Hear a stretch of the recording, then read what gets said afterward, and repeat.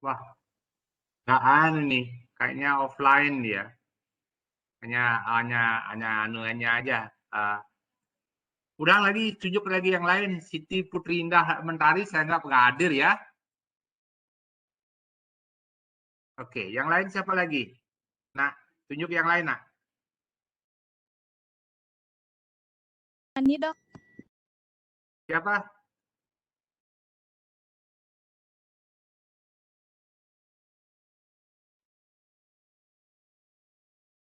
Siapa lagi? Silakan. Maria. Sangi Fani, Dok. Sani. Mana itu orangnya tuh?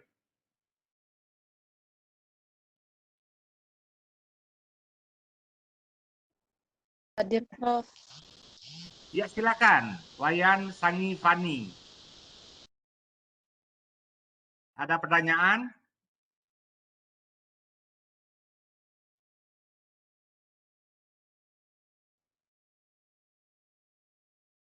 Wayan Sangi Fani. Sebentar, Prof. Oh, lagi mikir ya. Yang lain siap-siap. Menunjuk temannya nanti atau bertanya kemudian menunjuk temannya.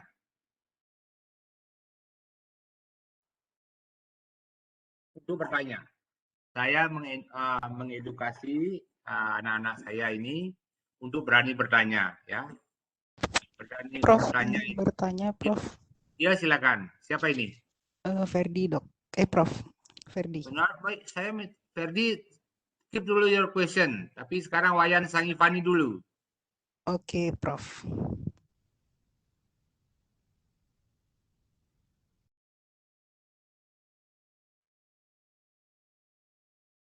Wah, ini ya. Ya coba Kadek, coba Ferdi. Izin bertanya mengenai vaksin rabies, Prof.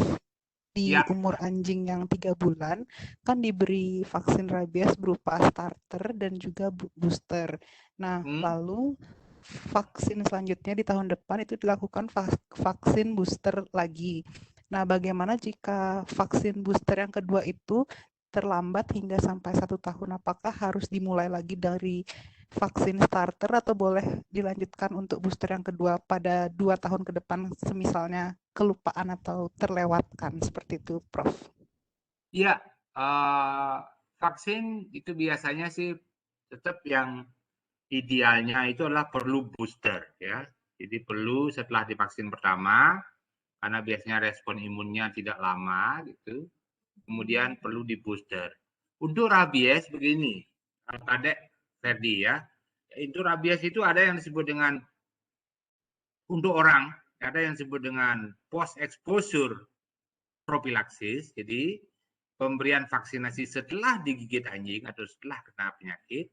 Ada pre-exposure propilaksis, jadi pencegahan penyakit sebelum terpapar, yaitu misalnya dokter hewan, dokter peneliti ini diberikan. Nah, kalau sudah kalau misalnya yang bersangkutan kena meskipun sudah divaksin, kemudian digigit lagi atau kena lagi terpapar, maka yang bersangkutan masih diperlukan vaksin juga, ya, hanya beda dosis, ya, hanya beda dosis. Artinya apa? Jadi kalau penyakitnya tidak sefatal rabies, kalau rabies itu fatal, maka kalau sebaiknya sekarang pertanyaannya, jadi kalau harus dianggap kemudian sebetulnya dengan vaksinasi pertama, kalaupun sekarang dilakukan kemudian diulang tahun depan itu sudah kita anggap sebagai respon sekunder atau pemberian yang kedua. Jadi nggak perlu lagi di booster setelah tahun depan, misalnya sebulan lagi harus di booster. Kalaupun di booster boleh, tapi sebenarnya secara saintifik, secara ilmiah dengan imunologi, meskipun di booster baru setahun yang akan datang, maka responnya akan jauh lebih kuat dan lebih lama juga, ya. Jadi sebetulnya asal ada pengulangan, maka responnya respon yang penyuntikan yang kedua kapanpun diberikan, ya, perhatikan. Boleh saja yang pertama sekarang, yang kedua 10 tahun yang lagi. Jadi tubuh Anda sudah mengenal sel memori. sudah mengingat tubuh anjing juga sudah mempunyai sel memori, sudah mengingat bahwa dirinya, tubuhnya sudah terpapar oleh virus rabies. Sehingga kalau begitu diulang tahun depannya atau 2 tahun depannya, maka responnya pasti akan jauh lebih cepat dan lebih lama. Saya kira itu ya, Kadek.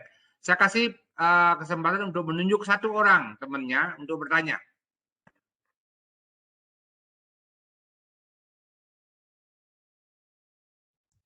Kadek tadi. Iya, Prof. Saya nunjuk Centika. Mana Centika ini? Ya, Prof. Ya, silakan. Kalau ada pertanyaan, Nak. Saya ingin bertanya kalau misalnya ada virus baru yang belum kita ketahui virusnya itu apa, uji apa yang paling tepat digunakan pertama kali ya, Prof? Paling bagus, pertanyaannya bagus sekali. Jadi ini untuk penyakit baru ya. Penyakit baru, uji apa yang pertama? Sekali lagi untuk semua virus, mau lama yang baru, itu PCR pasti akan bisa kita gunakan ya. Polymerase chain reaction itu pasti kita bisa gunakan dengan mengembangkan primer atau membuat primer untuk PCR itu yang sesuai dengan penyakit yang kita duga ya. Itu. Sedangkan yang kedua tentu elektron mikroskopi kalau teknologinya tersedia. Jadi spesimen itu kita ultrasentrifugasi, kemudian kita lihat di bawah mikroskop apakah ada bentukan-bentukan virus baru yang sebelumnya belum kita kenal. Jadi dari sana bisa kita pakai. Jadi yang pertama sekali adalah elektron mikroskopi, ya. Kemudian yang kedua adalah PCR itu pasti bisa dipakai untuk penyakit-penyakit baru. Sedangkan uji serologi itu tentu harus kita mempunyai antibodinya dulu, baru kita mendeteksi. Jadi betul pertanyaannya, untuk penyakit baru itu uji yang paling baik adalah elektron mikroskopi itu kalau tersedia, dan yang kedua tentu PCR ya. Ini yang sering digunakan orang ya. Saya minta tadi menunjuk satu orang lagi, Komang Wahyu Sentika. Tunjuk satu orang lagi. Prof, Ananta mungkin. Ananta. Orangnya ganteng ya? Ananta mana? Saya, Prof. Gara-gara orangnya ganteng ya. Mana Ananta? Wayan gede Ananta. Saya, Prof. Terdengar nggak, Prof? Ya. Mungkin saya bertanya, mungkin Prof, kalau misalkan nih salah satu uji virus itu tidak berhasil, kira-kira mungkin ada uji virus lainnya nih, Prof, atau gimana? Atau hanya salah satu uji virus saja yang bisa kita gunakan? Ya, yang semakin banyak semakin bagus. Itu dulu Ananta ya. Jadi semakin banyak, jangan kalau misalnya memungkinkan teknologinya, semakin banyak pendekatan yang kita pakai semakin bagus. Ya. Itu satu poin. Kemudian kalau misalnya diagnosis sementara itu kita buat dengan cara apa? Mempunyai salah satu. Siapa minta? Nah, salah satu saja, salah satu dari uji pengujian itu menunjukkan hasil sudah cukup. Jadi salah satu pengujian yang digunakan menunjukkan hasil, meskipun yang lain negatif. Kalau misalnya Anda menggunakan PCR, serologi, kemudian serologi dari serum, kemudian elektron mikroskopi, salah satu saja menunjukkan indikasi bahwa itu benar, maka sudah diagnosis sudah tegak. Kalau misalnya dalam pengujian itu, jadi wayan gede, intinya kemudian gunakan tes lebih dari satu, ya. Gunakan teknik kalau memungkinkan lebih dari satu. Sehingga kalau satu tidak gagal, kemungkinan masih ada yang lain bisa kita sebagai cadangan lah, ya. Ya. Demikian tadi saya tutup dulu, nanti mohon di kuliah berikutnya tentang apa namanya, tentang infeksi menetap ya. Infeksi menetap share.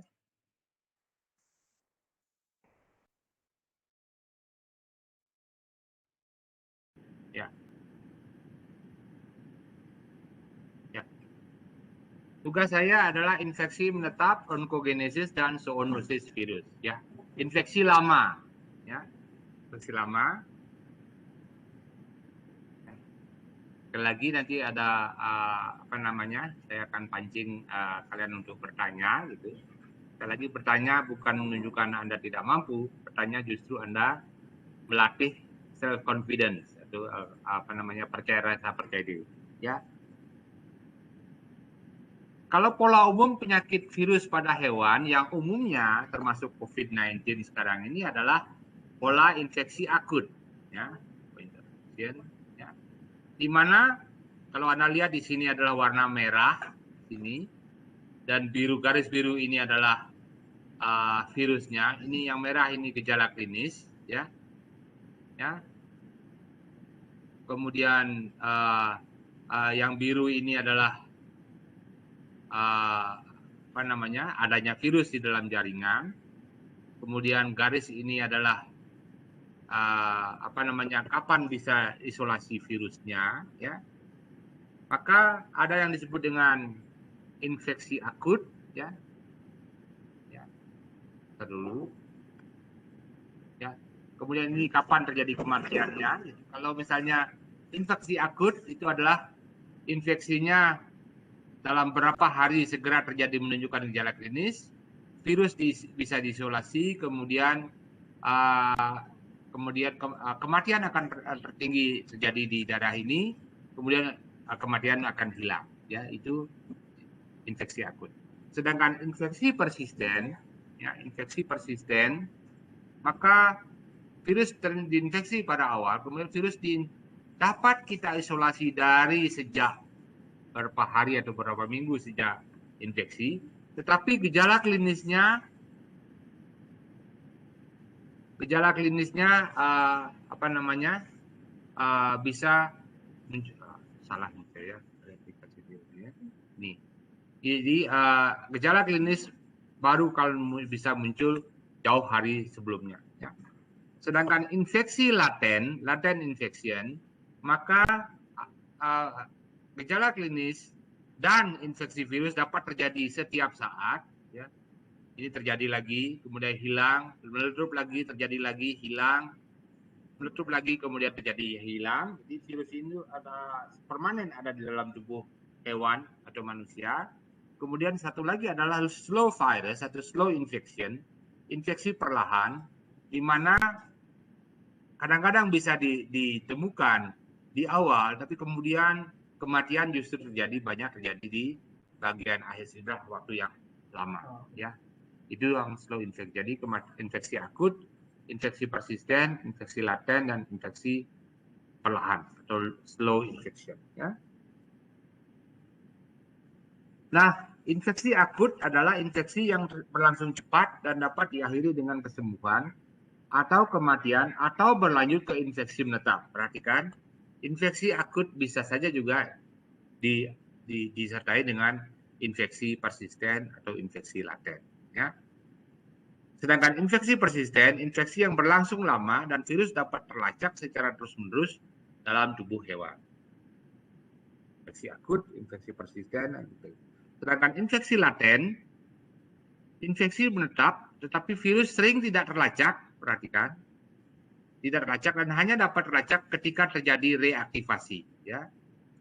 Sedangkan infeksi perlahan, infeksi virus yang terjadi secara lambat pada penyakit klinis biasanya ditemukan setelah infeksi terjadi selama bertahun-tahun, ya. Ini contoh klasiknya adalah infeksi perlahan. Ini adalah penyakit HIV pada manusia, selain imunodefensi virus pada kucing, kemudian penyakit gembrana.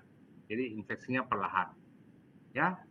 Infeksi laten itu terjadi misalnya pada herpes virus, ya. Saya mempunyai animasi untuk itu. Saya punya animasi untuk itu. Animasinya dulu.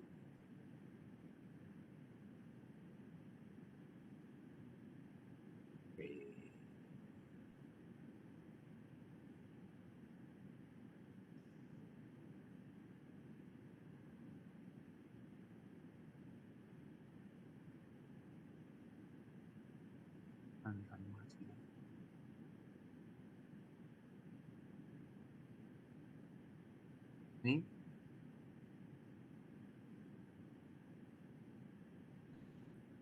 Ini oleh herpes virus, perhatikan herpes virus, pada saat menginfeksi akut, yaitu virusnya dapat bersembunyi di dalam ganglion.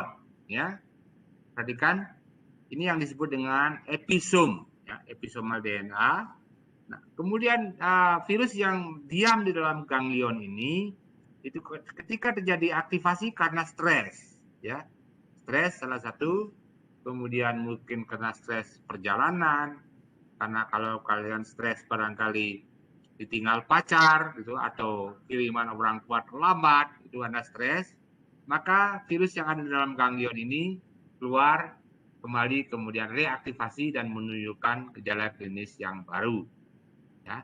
Jadi kalau sudah herpes seperti ini yang termasuk infeksi laten, jadi agen penyakit selamanya ada dalam tubuh hewan yang bersangkutan, dan sekali-sekali memunculkan reaktivasi, sekali lagi ya, di virus misalnya yang putih ini masuk ke dalam ganglion gitu ya, kemudian tinggal di dalam inti dalam bentuk episomal DNA. Ya, ini secara molekuler ini sudah dipelajari orang, kemudian bagaimana kemudian ini terjadi infeksi laten.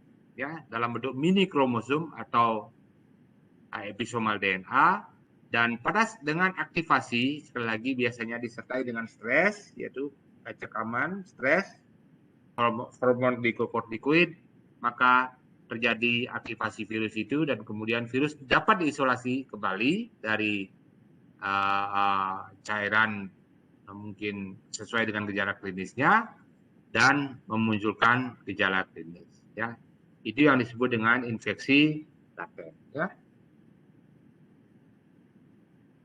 Sekali lagi ini contoh klasiknya adalah herpes virus, ya, herpes virus.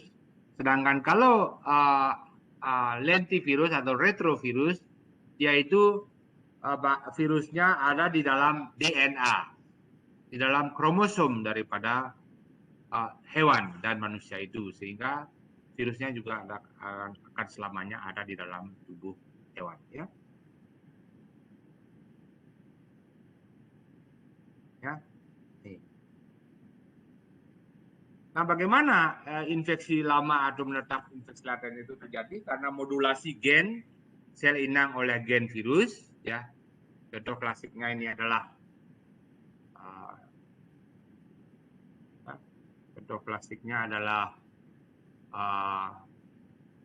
integrasi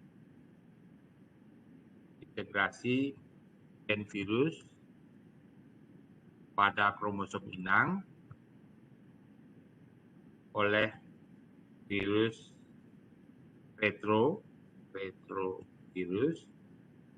retrovirus, ya.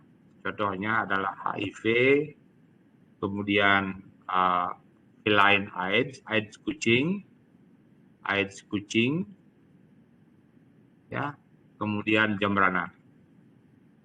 Ya, ini jadi modulasi gen selena oleh gen virus. Ya. Kemudian yang kedua adalah tadi contoh animasi tadi adalah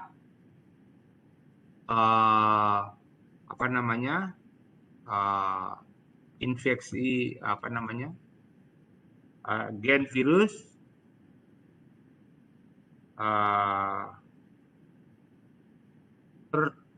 bersembunyi dalam inti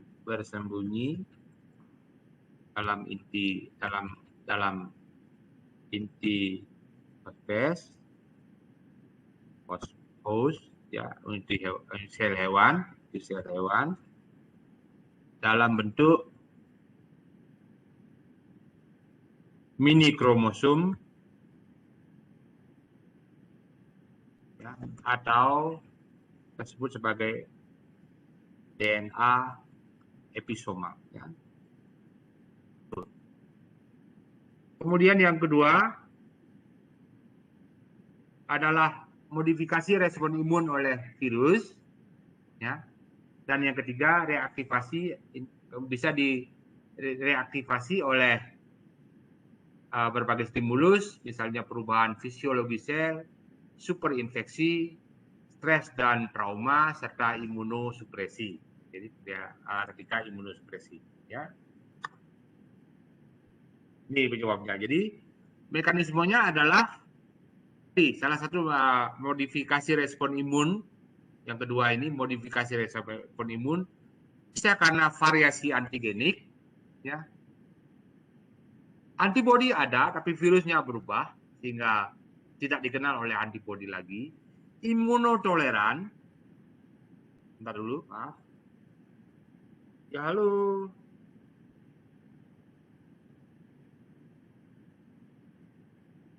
Ya. Ya, saya lagi mengajar, Bu. Maaf dulu ya. Nanti kalau WA saya boleh juga ya. Ya, iya.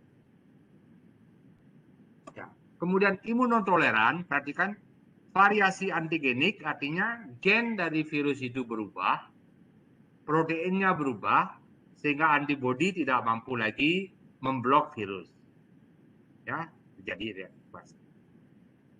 Kemudian adalah imunotoleran, artinya virus tidak dianggap benda asing oleh hewan, sehingga virus bebas bereplikasi di dalam tubuhnya hewan itu. Kemudian yang ketiga adalah imunosupresi. Respon imun ditekan oleh sesuatu hal sehingga termasuk oleh virus sehingga tidak dianggap sebagai benda asing sehingga virus selamanya ada dalam tubuh hewan tersebut, ya. Variasi antigenik, imunotoleran dan imunosupresi, ya. Nah, imunotoleran itu bisa terjadi, ya. Yang pertama adalah faktor genetik inang. Ya, inang entah kenapa tidak secara genetik tidak mampu menginduksi antibodi terhadap penyakit yang bersangkutan. Kemudian infeksi prenatal, infeksi dalam masa kehamilan muda atau kebuntingan muda, karena sekali lagi respon imun belum berkembang, sehingga begitu respon imun berkembang maka virus dianggap sebagai benda sendiri, bukan benda asing. Itu yang disebut sebagai infeksi imunotoleran karena infeksi prenatal. Sedangkan kemiripan antigen virus dengan antigen inang ini terutama terjadi pada penyakit parasit. Kenapa respon imun parasit tidak ada? Itu karena bagian dari dinding parasit itu sering menyerupai sel sendiri sehingga tidak dianggap sebagai benda asing, ya. Nah, infeksi imun toleran yang terjadi misalnya ini contohnya adalah pada BVD, ini cara pada bovine viral diare, ya. Bovine viral diare, ya. Ini virus BVD, ya, sehingga itu terjadi infeksi prenatal, infeksi dalam masa kebuntingan, respon imun belum berkembang sehingga virus dianggap dianggap tidak sebagai benda asing, sehingga virus dapat memperbanyak diri secara bebas di dalam tubuh hewan tersebut, ya. Kemudian jenisnya tadi sudah infeksi laten, infeksi penetap, dan infeksi slow virus, ya. Itu, ya. Infeksi menetap, infeksi lama, infeksi penyebabnya, ya. Nah, berikutnya adalah topik onkogenesis, ya. Topik munculnya tumor oleh virus, ya, onkogenesis. Jadi istilahnya adalah onkogenesis, ya, mekanisme transformasi sel normal menjadi sel tumor. Jadi proses terbentuknya sel tumor itu onkogenesis, ya. Dan ada terminologi onkogen, ya. Jadi tubuh kita, tubuh hewan sudah membawa onkogen, bahan yang menyebabkan tumor, ya, bahan yang memicu tumor. Kemudian ada terminologi karsinogenesis, ya. Itu proses transformasi sel menjadi sel tumor atau sel ganas. Ya. Kemudian yang berikutnya adalah metastasis, penyebaran sel tumor dari tempat primer ke dalam tubuh, ke tempat lain dalam tubuh. Ya, ini biasanya dilakukan oleh tumor yang ganas. Nah, untuk terjadinya tumor, sekali lagi di dalam tubuh itu ada proto-onkogen, di calon pembentuk tumor. Ini sudah genetik ini. Dia ada faktor genetik kenapa seseorang itu mengembangkan tumor, sementara ada yang orang lain tidak, itu ada namanya proto-onkogen. Jadi gen yang memicu proliferasi sel yang sudah ada di dalam tubuh, dalam sel itu. Sedangkan yang kedua adalah yang disebut dengan gen supresor tumor. Jadi gen yang menghentikan, mengamat proliferasi sel dalam, sehingga jadi dalam tubuh kita juga sudah mempunyai ada proto-onkogen, tapi ada juga gen supresor tumor, ya. Nah, ketika ini kemudian terganggu, gen supresornya tidak bergerak atau proto-onkogennya kemudian aktif, maka terjadilah tumor. Jadi dua komponen genetik yang ada di dalam tubuh hewan dan tubuh manusia yang menyebabkan tumor adalah yang pertama adalah proto-onkogen, yang kedua adalah gen supresor tumor. Jadi harus ada onkogen dan ada gen supresor tumor. Ya. Kalaupun gen ada, gen onkogen ada, tapi kalau gen supresor tumor bekerja dengan baik, maka Anda tidak mengalami tumor. Hewan tidak mengalami cancer, ya. Dia harus duanya, ya. Nah, jenis sel tumor ada yang disebut dengan tumor jinak atau benign tumor, ya. Dan biasanya ini tidak berbahaya dan tidak mengalami metastasis. Yang kedua adalah tumor ganas, itu yang disebut dengan cancer atau kanker. Mempunyai sifat metastasis, menyebar ke jaringan sekitarnya bahkan ke seluruh tubuh, dan ini biasanya fatal, ya. Ya. Nah, tumor ganas sendiri ada berbagai macam, yaitu karsinoma, ya, yang berasal dari, kalau dia ada dari epitel, itu disebut dengan karsinoma. Perhatikan. Jadi, yang kedua berasal dari, disebut dengan sarkoma, kalau dari mesenkim daripada bagian, kalau epitelnya disebut karsinoma, mesensimal atau bagian inti dari organ tersebut sarkoma. Kalau yang pada leukosit disebut limfoma, ya, biasanya tumor padat, limfoma. Sedangkan tumor ganas pada leukosit disebut leukemia. Dan prosesnya, proses terjadinya tumor kita sebut dengan onkogenesis atau tumorigenesis atau karsinogenesis, ya. Proses terjadinya tumor, onkogenesis, tumorigenesis. Sedangkan proses terjadinya tumor ganas, karsinogenesis. Jadi karsinoma, sarkoma, limfoma, dan leukemia. Itu jenis-jenis, ya.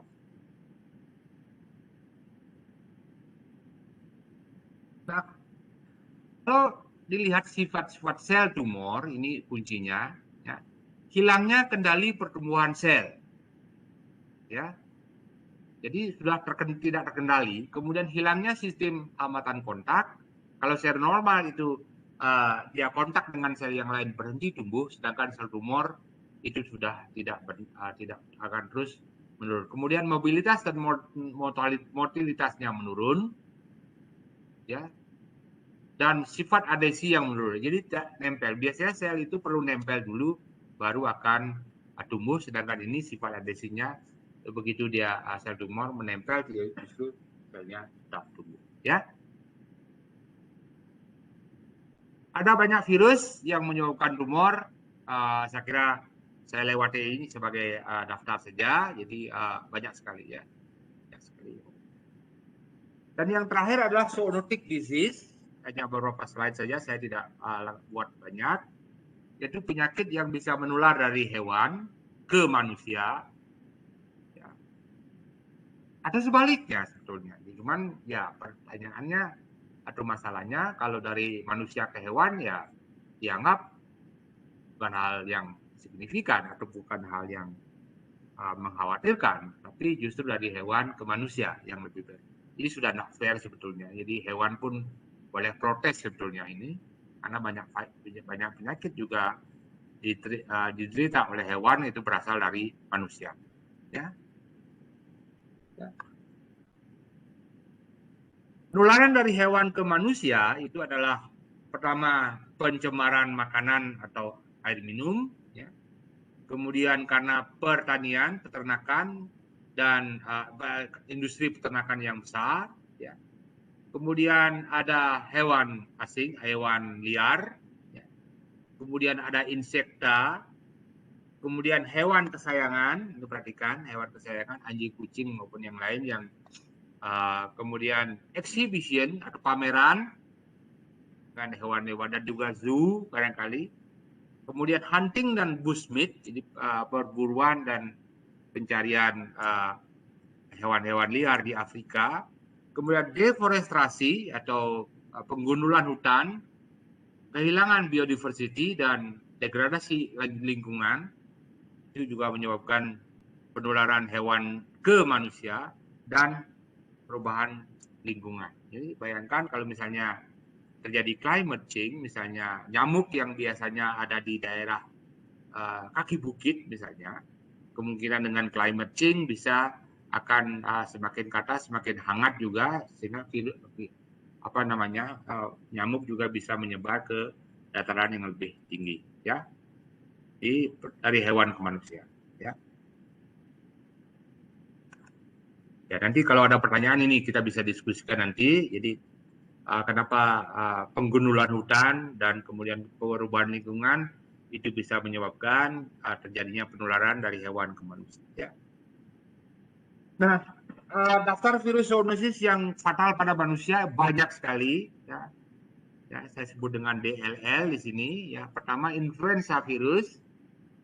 Ya, semua influenza manusia hewan itu berpotensi menular pada manusia, ya. Kemudian virus rabies, virus coronavirus yang sedang dihadapi dunia ini dengan SARS-CoV-2 maupun MERS-CoV. Jadi SARS itu adalah Severe Acute Respiratory Syndrome Coronavirus yang ini muncul tahun 2002 dengan mortality atau fatality rate 9%. Ini SARS-CoV-2 ini yang disebut dengan COVID-19 yang mempunyai fatality rate masih hanya 3%, kita syukuri.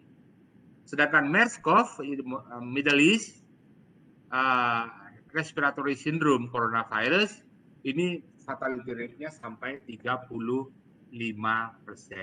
Ya. Nih. Jadi kemudian Ebola virus, ya, virus Ebola itu yang fatality rate-nya sampai 70%. Jadi 100 orang yang kena, 70 meninggal dunia. Ya, ini tinggi sekali. Kemudian Hendra virus, Nipah virus, yellow fever, kemudian Zika, virus Zika dan virus banyak sekali, virus cacar, banyak sekali virus-virus yang lain. Jadi banyak sekali virus yang bersifat zoonosis. Ya, sekali lagi satu lagi barangkali slide yang harus saya share. Sekali lagi.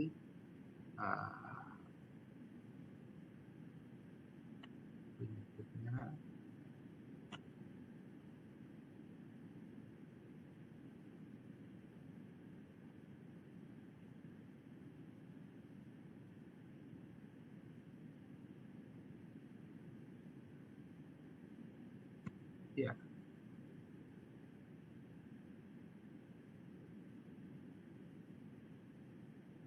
Ya.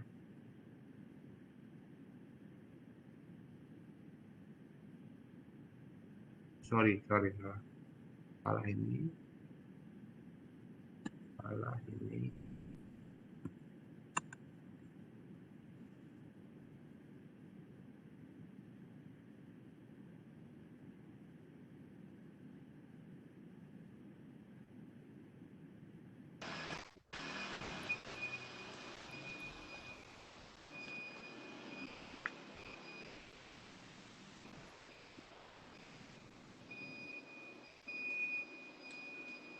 Ya.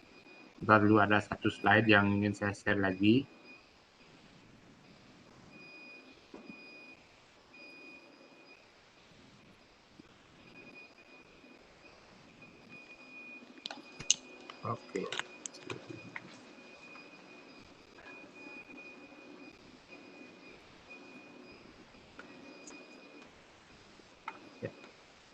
Oke. Virus baru akan selalu muncul, ya. Virus-virus baru akan setiap saat terjadi, dan bisa saja seperti yang sekarang kita hadapi tentang COVID-19 ini, ya penyebabnya cuma dua, ya. Jadi bagaimana virus baru muncul adalah penyebabnya dua, yaitu perubahan genetika virus lama, ya, yang tadinya hanya menyerang kelelawar, sekarang bisa menyerang manusia. Yang tadinya menyerang burung atau ayam, sekarang menyerang manusia. Ya.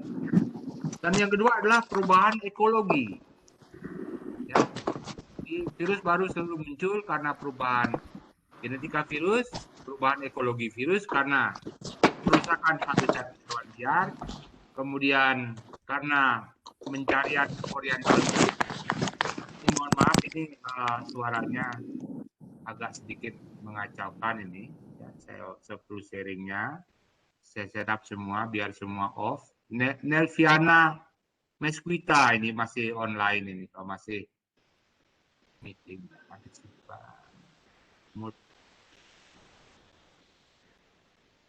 Oh, ya, saya mute semua. Ya. Ya. Kemudian ya. Kemudian saya share lagi. Ya. Jadi bagaimana virus baru muncul, sekali lagi selalu akan terjadi setelah COVID-19 ini akan muncul lagi virus yang baru yang bisa saja mematikan, bisa saja berbahaya bagi umat manusia.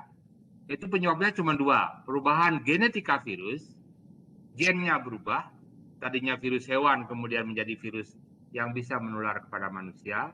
Yang kedua adalah perubahan ekologi virus, di mana terjadi, dan ini selalu antropogenik, selalu disebabkan oleh manusia, ya. Perusakan habitat hewan liar, kemudian pencarian hewan liar untuk makanan yang kita sebut oriental food atau delicate food, ya. Kemudian oriental medicine, pencarian untuk obat-obatan,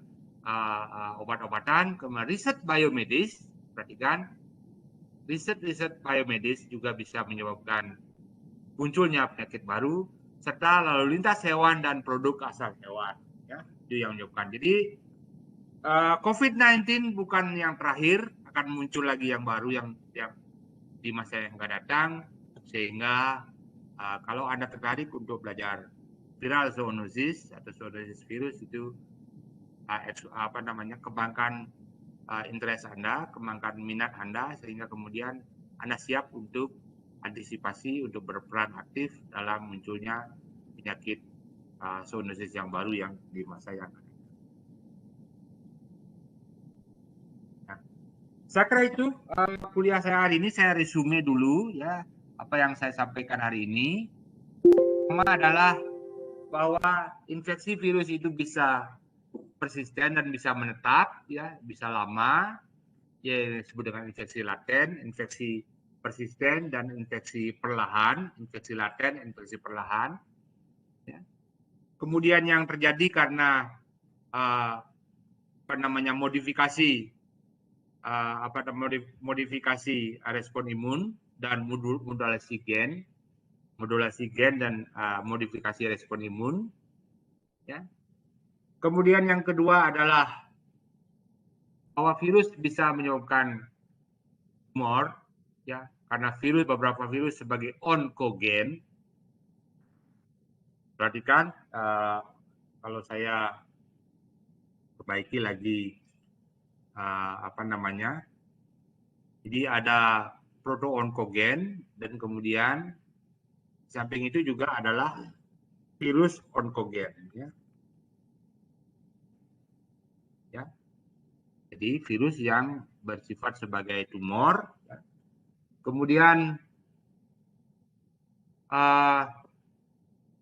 tumornya bisa macam-macam, ya. Ada yang tumor jinak dan tumor ganas.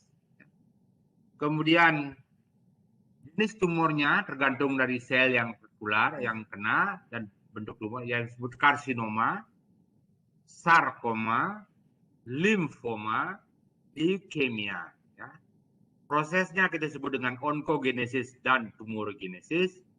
Kemudian kalau melibatkan menjadi penyakit yang tumor yang ganas, kita sebut sebagai, boleh kita ganti dengan nama karsinogenesis. Ya. Onkogenesis itu bisa, onkogenesis dan tumorigenesis bisa jinak dan bisa tidak jinak, bisa ganas. Sedangkan karsinogenesis itu adalah proses tumornya tumor ganas. Ya. Kemudian yang lain adalah zoonosis, bahwa banyak penyakit virus itu bisa menular kepada manusia dengan cara pencemaran makanan dan air, kemudian karena pertanian dan peternakan, hewan liar, vektor insekta, serangga, hewan kesayangan, kemudian pameran hewan, kemudian perburuan hewan liar, perusakan lingkungan, dan perubahan lingkungan. Jadi perusakan lingkungan dan perubahan iklim yang bisa menjadi sumber penularan virus zoonosis dari manusia ke hewan. Dan semua virus baru akan bisa saja muncul di kemudian hari. Sebelum COVID sudah berkali-kali muncul, setelah COVID-19 ini akan selalu bisa muncul lagi dengan mekanisme hanya dua mekanisme, yaitu perubahan genetika virus dan perubahan lingkungan, perubahan ekologi. Nah, perubahan ekologi ini selalu disebabkan karena antropogenik, oleh ulah manusia. Ya, saya kira itu kuliah saya per hari ini. Ya, saya beri lagi sambil melatih Anda untuk bertanya. Ya, sekarang saya tunjuk satu orang. Ya. Yeyen Agustianingsih. Yeyen, adik nak Yeyen, apakah kamu online? Yeyen. Yeyen Agustianingsih, silakan belajar bertanya. Kemudian yang berikutnya saya beri kesempatan untuk menunjuk temannya untuk bertanya. Silakan Yeyen.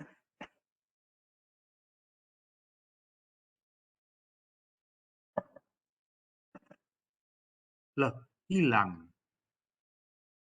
Waduh, ini kayaknya mahasiswa nggak semua hadir, ini cuman online saja ya. Yeyen, silakan, hilang ya. Tarik Ailani.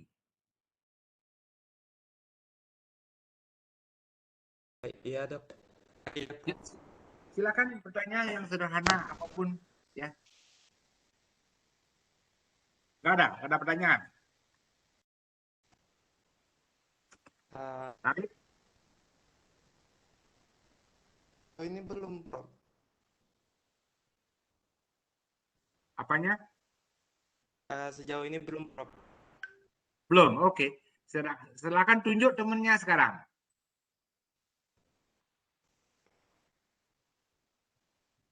Tarik, silakan tunjuk temennya untuk bertanya.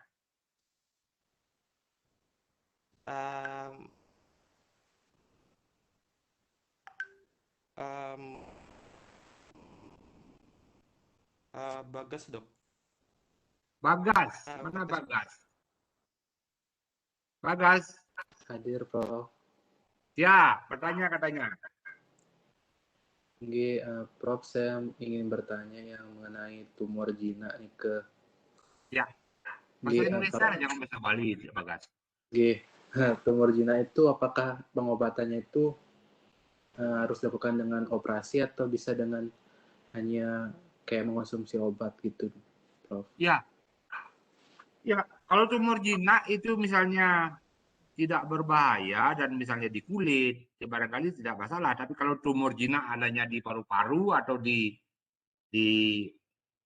organ yang sangat penting, tentu akan menjadi menimbulkan masalah kesehatan bagi yang bersangkutan, dan kemoterapi tidak direkomendasi untuk tumor jinak, tetapi operasi itu saya kira lebih dapat diterima, karena sekali lagi kemoterapi akan mempunyai dampak yang lebih hebat dibandingkan dengan operasi. Jadi kalau saya untuk tumor jinak itu sebaiknya dilakukan operasi kalau memang itu terjadi di organ-organ yang sangat vital bagi tubuh manusia. Ya, bagus, Bagas. Silakan tunjuk lagi satu orang temannya. Baik, Prof. Terima kasih. Saya ingin menunjuk Made Bagi, Prof. Made Bagi, mana Made? Oke, Prof. Silakan, ada pertanyaan, Made. Mungkin mengenai virus ini. Sebenarnya saya cukup penasaran sama yang sebenarnya ini yang materinya identifikasi virus sih, Prof, sebenarnya, tapi masih bisa Oh, nih, Prof? boleh. Saya masih cukup penasaran sama yang kemarin mungkin gara-gara saya kurang merhatiin gitu, Prof, yang masalah direct ELISA, indirect sama sandwich. Kan dibilang sandwich ELISA yang paling more sensitivity gitu. Itu mungkin Prof bisa jelasin yang sederhana, soalnya saya emang kemarin waktu Prof jelasin juga nggak gitu ngerti sebenarnya. Terus kenapa sih dari yang sandwich? Itulah saya langsung berikan pengulangan. Jadi kalau hanya sekali barangkali tidak lihat. Oke, kalau sandwich ELISA, itu ada sensitivitasnya itu sudah tiga menunjuk. Pertama adalah antibody, ya. Kalau saya kembalikan dulu dengan sharing dulu, ya. Kemudian saya buat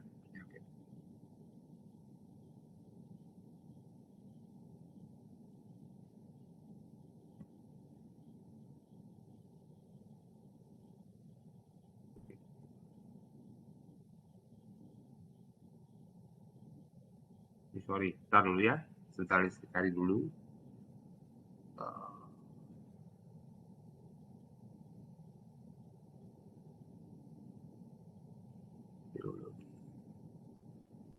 Ya,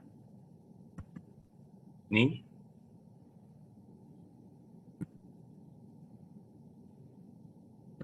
In an indirect ELISA, antigen is coded onto a well and antibody specific to that antigen is added in a wash.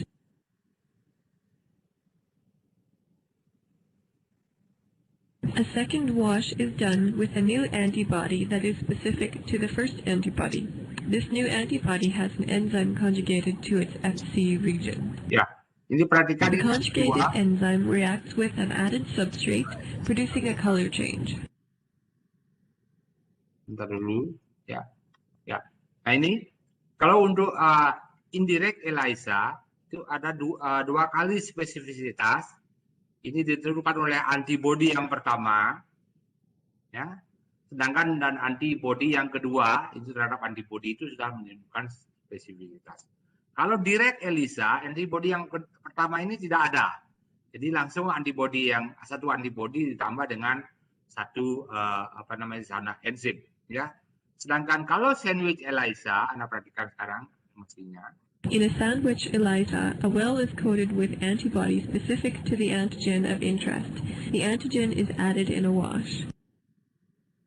A second antibody that is specific for the antigen at a different epitope than the first antibody is added.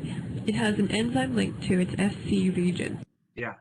The conjugated enzyme reacts with an added substrate, producing a color change. Ini, kalau sandwich ELISA, Anda perhatikan. Jadi kalau indirect ELISA tadi, itu satu antibody. Maaf, saya kembali ke yang tadi ya. Saya buat. In an indirect ELISA, antigen is coded onto a well and antibody specific to that antigen is added in a wash.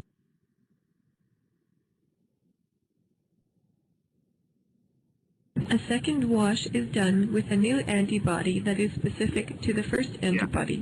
This new antibody has an enzyme conjugated to its Fc region. Nah, di sini kalau indirect ELISA maupun direct ELISA, spesifisitasnya, spesifisitas ditentukan oleh antibodi yang berwarna biru ini. Jadi ada satu antibodi. Sedangkan kalau sandwich ELISA, Anda perhatikan nanti, the conjugated enzyme reacts with an added substrate, producing a color change.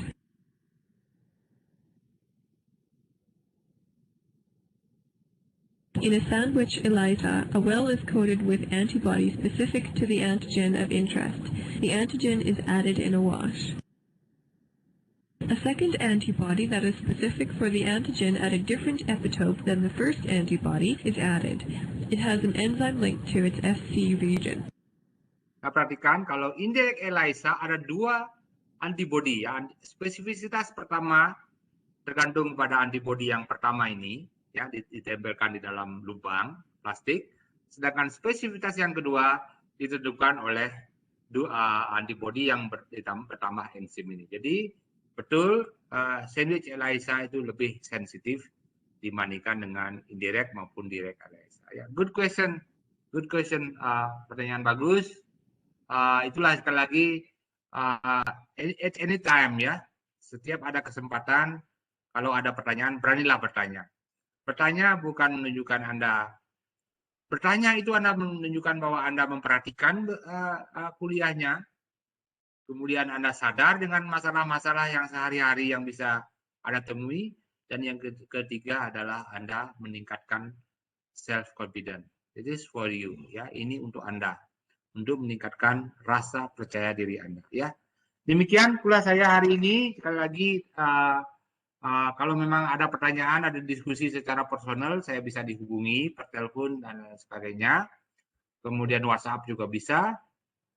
Kemudian kita masih akan berjumpa lagi dalam ujian akhir, nanti ujian UTS 2 dan ujian akhir. Sekali lagi terima kasih, saya sudah menyampaikan materinya. Pertama adalah how to make viral diagnosis, bagaimana membuat diagnosis virus, yang juga berlaku untuk penyakit lain. Perhatikan, itu adalah kunci Anda sebagai dokter. Keberhasilan Anda membuat diagnosis akan menentukan manajemen penyakit, Anda menunjukkan pengobatan, terapi dan lain-lain. Ya. Yang kedua, saya sudah menyampaikan teknik deteksi virus ya, dengan serologi, kemudian mikroskop elektron, kemudian deteksi gen virus PCR atau RT-PCR, dan deteksi antibodi dengan serologi dari serum atau dengan deteksi lesi patognomonik. Ya. Yang ketiga, hari ini saya sudah menyampaikan prinsip-prinsip dasar daripada infeksi yang persisten, infeksi lama, infeksi menetap, kemudian onkogenesis, proses timbulnya tumor oleh virus, dan yang ketiga adalah virus zoonosis, ya, virus-virus yang menular dari manusia dari hewan ke manusia yang selalu akan terjadi karena dua hal, yaitu perubahan genetika virus, yang kedua adalah perubahan ekologi virus. Ya, sekian demikian, semoga saya sudah berhasil membangkitkan minat saudara dan kita akan jumpa di lain kesempatan. Selamat siang, ya. Silakan kalau mau off, silakan left the meeting, oke? Terima kasih, Dok. Terima kasih banyak. Ya, silakan. Terima kasih banyak, Dok. Dengan senang hati, silakan, Nak.